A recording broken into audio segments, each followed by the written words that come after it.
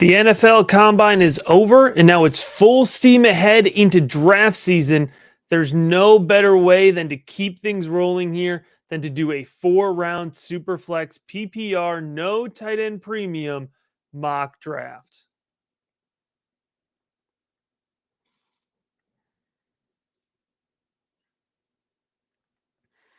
All right, here we go. If you're watching on YouTube, you can see we got a nice new setup here to see the board unfold. We're going to do 48 picks. We're going to do it in chunks of 6 here, and we're going to talk about everything in the context of the combine. There's plenty of risers. I'd actually say there's more fallers post combine. So without further ado, let's get into some of these player values. Right off the bat here, things are going to stay chalk. 101, Bijan Robinson, running back out of Texas. He came to the combine. He ran a good time. No concerns. Nothing's changed. Speaking of running a good time at the combine, 102, this is a super flex mock draft. Anthony Richardson comes off the board. Now, before you react too strongly here, I want to break down the purpose of mock drafts for me. It's twofold. I'm trying to give you an exercise in what could happen in your rookie drafts. And also, when I do mock drafts, I'm not reading off of the rookie big board rankings. If you want full access to the rookie big board rankings, sorted by position tier, NFL draft capital, all the good stuff here, all 187 rookies that are fantasy football relevant are on the rookie big board. Head on over to patreon.com/rookie big board for just $3 a month. You get access to the rankings. What I'm doing here in the mock draft is trying to give you an idea of what could happen and also what I think folks are going to do. And I'm going to draw comparisons between what I expect people to do and what my rankings are throughout this mock draft video. Anthony Richardson hype is very high. The upside is there. I've been saying all along Anthony Richardson is the right type of risk to take. Now, I expected Richardson to test well at the combine. I expected him to run well if he chose to run. But at the end of the day, he still did it. And he confirmed a lot of expectations here. So Anthony Richardson, I think, is locked and loaded into a top 10 NFL draft selection. Probably is going even as high as top 4 now. And I think his ADP in Superflex leagues is going to reflect that here. So I wouldn't take him 102. I still have him 106 on the rookie big board rankings, the 6th player overall. I would take Bryce Young 102. So in this mock draft, I have him coming off the board 103 here. Nothing changed for Bryce Young. It's cool coming off the combine that he came in at 5'10 and a quarter, 204. That 204 number makes him historically a little bit less of an outlier just because you can compare him to Kyler Murray, who, of course, was the first overall pick in his class. Now, Bryce Young is a great passer. I think he's going to command an NFL offense. I think it would be a great value here to get him at 103. At 104, it's Jahmyr Gibbs. We knew Jahmyr Gibbs was fast. He looks quick on his tape, but I got to tell you, when I saw that 40 time in the 4.3s, I got excited. I did bump up his speed score a little bit because of it, and his rookie big board rating did actually move up just a smidge from an 8.1 to an 8.2 here. 104, really good value here for Jahmyr Gibbs. A lot of folks see this as a tier break, but I actually would include CJ Stroud in that same tier right now. I like CJ Stroud a ton. I think he's being slept on a little bit. I think he could be the first quarterback selected in the NFL draft. It would not shock me. Let's be honest here. Young, Richardson, Stroud, these guys are really going to see a swing in their fantasy football value once we learn their landing spot in terms of projecting out volume, because I'm pretty confident with all of their draft capital. Here's a big difference now between what I expect to happen in Superflex drafts and my rankings. I have Will Levis currently valued as a 2nd round Superflex rookie pick. He's not going to go in the 2nd round. He's going to go in the same run of other quarterbacks. I personally would not touch him. I do not like his film. I think he's the wrong type of risk to take. And if you want to get more in depth on that, he does have a rookie profile already on the rookie big board. So you can head on over to the YouTube channel or scroll back a little bit if you're listening on the podcast feed. All right, let's jump into our next 6 guys here. 107, Jackson Smith and Jigba. If anything happened at the combine, it was a confirmation that JSN is wide receiver one for me. And it's really because some of the other wide receivers slid down a little bit, with Jordan Addison being one of those guys. Jordan Addison coming in at 5'11, 173, and didn't really have the speed score that I wanted out of the combine. I was disappointed by Jordan Addison. He was right at the edge of a tier, and he actually did bump down for me. So, my league winner tier on the rookie big board is the tier of wide receiver one, two borderline guys. He slid down to the top of weekly starter tier, which is wide receiver twos. So, I think Jordan Addison, he slid down just a little bit. I dropped his draft capital just a little bit here, but I still think he goes probably in a similar range. 108, 107 to 110 overall feels like a pretty good spot. I did have a little bit of a wide receiver run here because I think it's going to be a little bit of a dealer's choice. So 109, I have Quentin Johnston out of TCU going. I got to tell you, I wasn't thrilled with Quentin Johnston out of TCU before the combine, and he actually slid down my rankings even more. And here's why. I understand the athletic testing that he did do came in well, but he was listed at 6'4", and he came in at 6'2", so he's 2 inches shorter, and he chose not to run the 40 time. So we're losing size and we're losing the speed. Those were the two upside traits that balanced all the negatives on Quentin Johnston's film. So I wouldn't touch Quentin Johnston at 109, but I know the folks that were in on him already aren't going to pivot off of him. So Johnston could go as high as 106 in your rookie draft. It wouldn't surprise me, but I don't think he hits value until the second round of rookie drafts here. 110, Zach Charbonnet. Zach Charbonnet, folks, with the newest rookie big board rankings adjustment, I can confidently finally put him in as running back 3. Okay. And these guys are kind of all in their own tier. Like Bijan's in his own tier, Gibbs is in his own tier. And then you are going to kind of break into a more open group here. But for me, Zach Charbonnet has slid above Zach Evans, who came in 13 pounds lighter than he was listed and didn't run. And then Sean Tucker, who also didn't run. I'm frustrated by both of those guys not running. I expected speed to be a big part of their game. And so I'm bumping up Zach Charbonnet, who ran a 4.5, and at his size, I was very happy with that low 4.5 from Zach Charbonnet. To round out the first round, a pair of wide receivers that are fast and could capture round one draft capital, starting with Jalen Hyatt, the wide receiver out of Tennessee, and then Zay Flowers, wide receiver out of Boston College. Now, possibly nobody is a hotter prospect right now over the last month and 6 weeks than Zay Flowers out of Boston College. Unfortunately, folks, I think we've soaked up a lot of Zay Flowers' fantasy football value.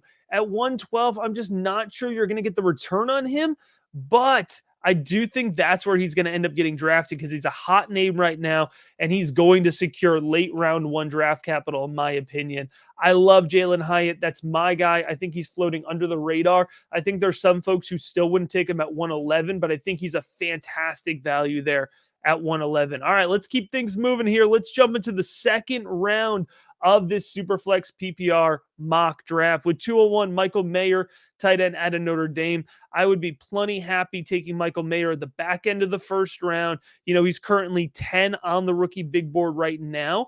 And positional value is very much factored into the rookie big board rankings. So that being said, 201, I think he's a really good value. Zach Evans, running back out of Mississippi, previously alluded to. I still really like Evans's film, but I know not everybody is in on Evans, right? So depending on who's in your league, he very much could slip into the second round. But I'll tell you what, hey, if you're the 102, it might be a big home run swing here, but you got Anthony Richardson in the first round, Zach Evans in the second round of this mock draft. You could really flip your roster if both of these guys hit. Josh Downs, wide receiver out of North Carolina here, sliding down a little bit in my rankings as well. And I think he will slide down in consensus. Listen, Josh Downs before the combine was already pigeonholed into a traditional slot type role. And then he comes in at 5'9", 171. He was listed at 5'11" and higher in the 170s. So for me, Josh Downs is going to be difficult to project fantasy football volume. I still like the player. I still think he's going to make a great piece to an NFL offense, but I do think he's going to slide outside of my top 50 draft capital that I really covet, and I'm going to have a tough time, depending on the offense, projecting volume for him. So I hope he gets a rebound post-draft, but I don't necessarily see that being the case. 204, 205, 206. Put these running backs in any order you want. It's another dealer's choice situation between Sean Tucker out of Syracuse, Devon Achane out of Texas. Wait, Devon Achane. I've gotten some comments on how to pronounce his name. I hope that's an improvement. Out of Texas A&M, who is certainly a speedster, ran a 4.3 at the combine. We expected that, but weighed in at 188. That's just a little light. I was hoping he could squeeze into that 195 number, especially because we know if he's bulking up. Although he ran 188 and still ran a 4.3. So it's solid size. I hope he can find his way into volume, but I'm going to need to see the landing spot before I can really push him up the board. I like Tank Bigsby. I think he ran a solid performance for his size. He came in at 210. I think that's great for Tank Bigsby. So I like Tank. I know there's some folks who would take Tank at 202 instead of Zach Evans. That's perfectly fine with me. You know, I could order these guys in any way, all these second round running backs, and I could get comments telling me that I ordered them wrong. But I enjoy those comments. So if you're watching on YouTube, please drop a comment. Let me know how you feel about it. And while you're here, make sure you subscribe. I got the full rookie profile series going here, and like the video as well. I'd very much appreciate that. All right.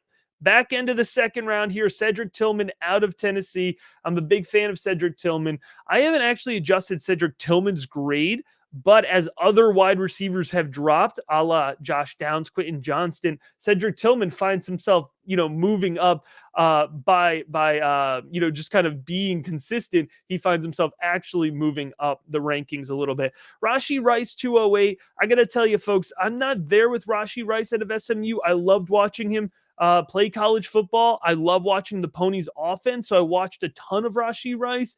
I just am not convinced the traits are going to get there, but I know a lot of folks are. So some people are probably watching this video thinking I took Rice way too late. It's too early for me, but maybe a happy medium to give you an idea of where he actually will go in your rookie drafts. All right, 209, Dalton Kincaid out of Utah. Dalton Kincaid is the right type of tight end prospect here. Athletic, wins before, wins after the catch. I love his contact balance. I think he's a tight end here that we could legitimately project between 70 and 90 targets by the time we get to his sophomore season. When it comes down to the tight end prospects here in this year's class, you're probably going to have to spend a second round pick if you want to get one of the top tier guys. So I'm happy to use the 209 on Dalton Kincaid. All right, another guy that I'm not quite as high on as consensus is Tyjae Spears out of Tulane. I think we're going to learn a lot more about Tyjae Spears. Haven't heard any rumblings or any rumors about his medical testing at the combine. That's what I was honestly very interested in. And sometimes we don't hear about those things until we hit a free fall on draft night. I'm not wishing that for Spears. He's an athletic player. He's an explosive runner. I think he's really exciting. I understand why folks are excited about him. He measured in, again, consistently above 200 pounds, just like the Senior Bowl. So I'm cool. I'm cool with the hype on Tyjae Spears. It's just a little rich for me. But hey, how about Marvin Mims out of Oklahoma? I am psyched about Marvin Mims. All right, you go back to any mock draft I've been doing for a long time. I've been talking about Marvin Mims out of Oklahoma, and nobody was catching on. I couldn't get the momentum built. And part of it was I was tampering down expectations myself because although I love his tape, I love his route running, I love his hands, I love his ability to separate, everything we were hearing out of Oklahoma, and even on tape, it felt like he wasn't going to be a super great athletic tester. Well, guess what? He came in burned at the combine. He put a good athletic score. And so Marvin Mims is very much a riser. Lock him into day 2 draft capital, and he shot up the board for me. So I'm happy to take Marvin Mims here at 211. I would smash that selection all day. And how about Darnell Washington out of Georgia, 212? I've said it once, I'll say it again. I wouldn't be shocked if Darnell Washington is actually the first tight end taken, despite the fact that Mayer and Kincaid also have a great argument here to be the first tight end taken. I love Washington. I understand he's a great blocker. NFL teams are going to want to deploy him as a blocker, but he is an underrated pass catcher as well. He was very much a key part of that passing attack of Georgia, despite the lack of volume. They just don't need to pass the ball a lot, and they didn't need to pass the ball to Darnell Washington. But an NFL team will absolutely understand how to utilize him and how to utilize him in the red zone here. All right, moving on to round 3. And folks, before I even get into this round, I want to emphasize that these guys that I'm about to read off here in the 3rd round are still players that I would be so excited about adding onto my roster. So if you have the opportunity here over the next couple months just to get a third thrown into a trade, or there's somebody that you're looking at your roster, a veteran, and you're saying, I don't know if I really want this guy. Maybe I could pivot off of him, get a couple of threes back for him. I'm definitely willing to add some dart throws to my rookie drafts. And I want to get those 3rd round picks because I think they're still being undervalued. Folks have caught on to the 2nd round picks by this point, but 3rd round picks, you could still nail some dart throws here. And every single year we get guys that hit with an ADP in the 3rd round. So let's start with Parker Washington out of Penn State. I'm a big fan of Parker Washington. You know, he weighed in a little bit lower, which I didn't love because I love the fact that he combined that speed and athleticism with size, but he's still over 200 pounds. I do think he could still get top 100 draft capital. So I think, you know, we do this exercise again in a month. Parker Washington lives more in that 2nd round, but I just have found consensus hasn't really caught on to the excitement that I have for Parker Washington. 302, Hendon Hooker, Tennessee. All the reports are coming out that he is medically on track and that he is crushing the interviews. The more and more 7-round mock drafts that I do, and yes, I'm probably doing too many of them, the harder and harder it is for me to see Hendon Hooker dropping outside of the top 75. Listen, he's not going 1st round. If he was healthy, I think he could have gone 1st round. Going to be Anthony Richardson, Bryce Young, CJ Stroud, Will Levis in the 1st round. There's going to be a large gap. All right. And then Hendon Hooker will be the next quarterback taken. And I think he's going to have the opportunity to step into a starter role starting the 2024 season. So a lot to like about Hendon Hooker. I think in the 3rd round, that's the right time to invest in a likely backup quarterback here. Kendre Miller, 303 out of TCU. Not the biggest fan of Kendre Miller, but I know other folks are, so he might not even make it to 303. 304, my guy, Puka Nacua. I would take Puka mid-2nd round, quite frankly. You know, I have him coming off the board here at 304. You know, I'd consider him as early as 204, but I know I can wait and get him. I love Puka. I do think folks are going to, you know, at some point eventually catch on to how good of a contested catch guy he is, how consistent his hands are, how versatile he was as a rusher. You know, he scored 5 rushing touchdowns and 5 receiving touchdowns at BYU in his senior season. So a lot to like there about Puka. Hey, back-to-back my guys, why not? Eric Gray out of Oklahoma. All I hear from the NFL side of things is that folks really like Eric Gray. He went to the Senior Bowl. He did well. He measured in good enough at the combine. I wouldn't be shocked if Eric Gray sneaks in to late day 2. If not, I think he's a primary target for an NFL team at the top of day 3, right? You know, that Michael Carter type range, perhaps. All right, last guy in this group here, Luke Musgrave out of Oregon State. You know, there's a lot of folks from the NFL draft side of things that actually have Luke Musgrave maybe even going 1st above the 3 tight ends that I took in the 2nd round. I've watched the Luke Musgrave tape. You know, I see the upside, and I think he would get drafted on upside. But listen, I'm not leaning into that upside and the tight end position, which we already know is volatile. So I'd let Luke Musgrave go here a full round later than or a full half round later, I should say, than some of the other tight ends here that we've talked about. Moving into the back end of the 3rd round, here's Roschon Johnson out of Texas. Hey, Roschon went to the combine. He weighed in well here. I'm going to double check my numbers. I believe he came in at 220. By the way, just checking the rookie big board here. Sorry, this actually wasn't a planned plug. 6'0", 219. He had a good athletic testing, a solid 40 time. I believe he ran in the 4.5s, which is great for his size. Johnson may not ever be the flashiest guy coming through, but he's that guy who's going to end up being the running back 2 on a roster. And if that running back 1 goes down for injury or otherwise, he's going to step up and you give him 225 touches and he's going to be a consistent fantasy football producer. So if I'm sitting there at 307, you know, compared to who's on the board, who's left, Roschon Johnson 10 out of 10 times is who I'm going to add to my roster. Israel Abanikanda at a Pitt. It'll be really interesting to see where Izzy goes. A lot of folks have him as an early day 3 selection. I'm leaning a little bit more towards late day 3. Draft capital really determine where he lands in my rankings. But in terms of consensus, we're very much in the get your guy territory, and Izzy is definitely like a guy for a lot of people. So I didn't want to drop him too far here out of respect in the mock draft. And again, that's why drop those comments. Let me know, because that's, oftentimes one of the ways that I'm pulling consensus, as well as, polling analysts, talking to other analysts, working through the rookie big board Discord, of course, as well. All right, Jaden Reed, 309 out of Michigan State. Big fan of Jaden Reed. I gotta say, I do think Jaden Reed might be a little bit more of a contributor from an NFL side of things than from a fantasy football perspective, but I do think he has fantasy football upside. It's going to be a matter of what that landing spot is, and not so much the draft capital, because I do think he's going, on that day 2, day 3 border, but I want to see, how he fits into a volume projection in the offense that he lands on. Tank Dell 310.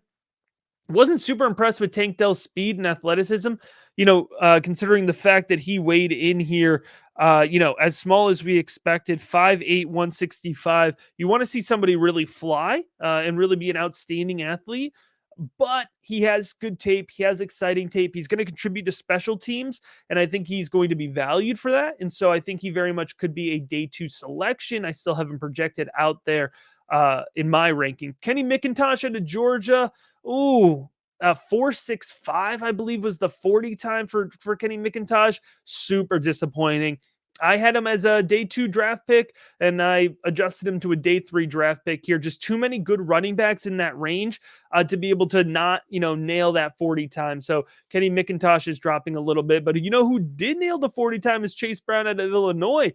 I bumped him down on consensus because folks do not seem to be in on him. And, to be fair, he didn't have the best Senior Bowl, but I love his tape. He was super productive there when Brett Bielema got to Illinois. And I do think an NFL team is going to fall in love with him, potentially take him as a top 100 pick. So at 312, I think he's returning really nice value. But let's go ahead and get into the 4th round here. We're going to keep this mock draft rolling with Charlie Jones out of Purdue. Charlie Jones, I've been talking about it, that he was going to hit that 4.4. He hits that 4.4, and still nobody cares about Charlie Jones out of Purdue. I like Charlie Jones in the 4th round. I'm happy to get him.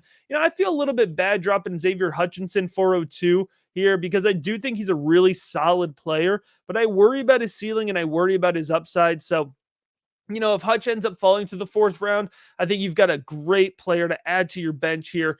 And depending on landing spot, if he can get some good volume, Hutch could certainly be an impact player in the NFL, but he's going to fall in this mock draft. Evan Hull, 403 out of Northwestern. Evan Hull, underrated pass catcher. He's a good athlete. He tested well. He has solid 40 time here, but I couldn't push him up much higher. So Evan Hull, we might have to just be happy with him being a good value here falling into the 4th round.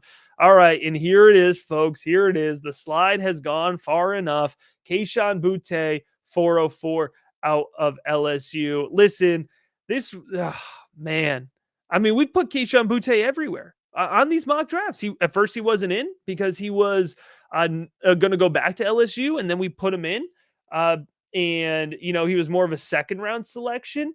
And now we're sitting here and he's in the 4th round because we have just a variety of yellow flags popping up here. Red flags. I'm sorry. Yellow flags is too kind, right? So we have a really suspect 2022 tape in terms of mental drops, in terms of effort, in terms of consistency. We have off the field rumors and news here that may have led to him, taking a leap to the NFL draft before he really wanted to. So on-field concerns, off-field concerns. And then this guy who we were excited about because he's a great athlete and he's going to be fast, goes to the combine, doesn't run in the 4.4s, doesn't test that well. Overall, Kayshon Boutte for me has fallen into a late day 3 NFL draft selection.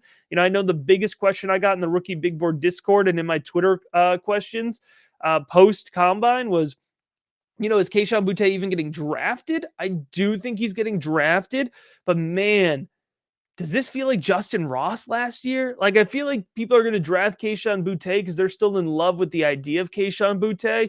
And maybe he doesn't even make an NFL roster at a training camp. I hope it's not that bad. I hope I'm overreacting. I hope I'm being pessimistic, but man, it doesn't feel good for Kayshon Boutte right now. 405, Andre Ishivas. Man, I thought I had that one down. Out of Princeton, man, he tested really well. I think he's going to get a bump in consensus post NFL draft because I still don't think folks have caught on to this former track star that is measuring in here at 6'3", 205 and looks really good handwork and contested catchability for how raw he is playing at Princeton.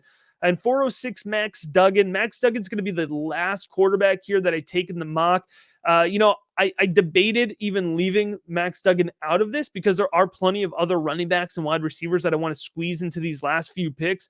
But I decided to leave him in because he tested well athletically, which I saw on tape. I don't think a lot of folks were excited about it. And so I do think Max Duggan is the other quarterback that can go day two. I do think there's going to be a gap between him and Hendon Hooker. But I do think Max Duggan sneaks in maybe in the 90s, even 100, really at the edge of that. But the other guys like Haener and Hall and Bagent, I expect them to go day three. So Duggan, with a little bit of draft capital here, if he gets day two draft capital, I don't think folks are going to let him go undrafted in a 4-round Superflex PPR mock draft. DeWayne McBride out of Alabama, Birmingham. I'm still a big fan of DeWayne McBride. I think he's flying under the radar. This is going to be somebody who I'm going to need the NFL to tell me, right? I got to listen to the NFL, listen to that draft capital. Trey Palmer ran a great 40.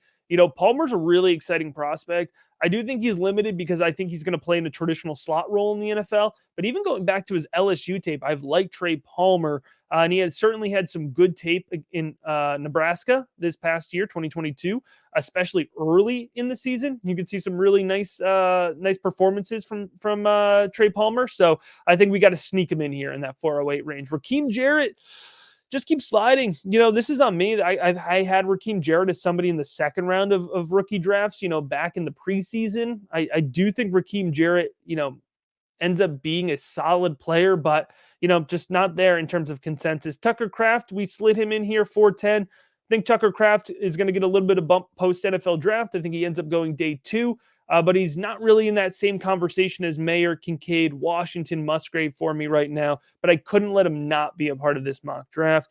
411, Christopher Rodriguez out of Kentucky. It was really interesting looking at the measurements overall from this draft class. A lot of guys did come in light, but Christopher Rodriguez still came in 6'0", still came in 217. He looks strong. He's got good contact balance. He's got good lower body strength on his SEC tape, playing against the best, the strongest, the biggest defenders in the country week in and week out. And he had some massive production there for Kentucky. So I couldn't let him slide out of the draft. And there was probably 15 guys here that I wanted to put in this 412 slot because I wanted to have an opportunity to talk about them. Y'all know I've done 6-round mock drafts before here, but I wanted to keep it tame. So I slid in Elijah Higgins. So Elijah Higgins out of Stanford, ended up coming in with a pretty good size. I just want to confirm it here. 6'3", 235. Higgins could maybe be like a Darren Waller type guy where he's a wide receiver, but he ends up being a tight end. And so that's actually why I chose to slide him in here, because it could be really good positional value down the road. Super great athlete. He tested well. I loved his hands. I loved his upside on tape. You weren't really able to see much of anybody in that Stanford offense. So you're not going to get too much out of his tape, but you're going to see upside, and you're going to pair that upside with some combine upside. And I think eventually we're going to pair it with some pretty solid NFL draft capital. So there you go. 48 selections here, folks. Now is the time. If you enjoy these mock drafts that I do, if you're enjoying this episode, please head on over to patreon.com/rookiebigboard.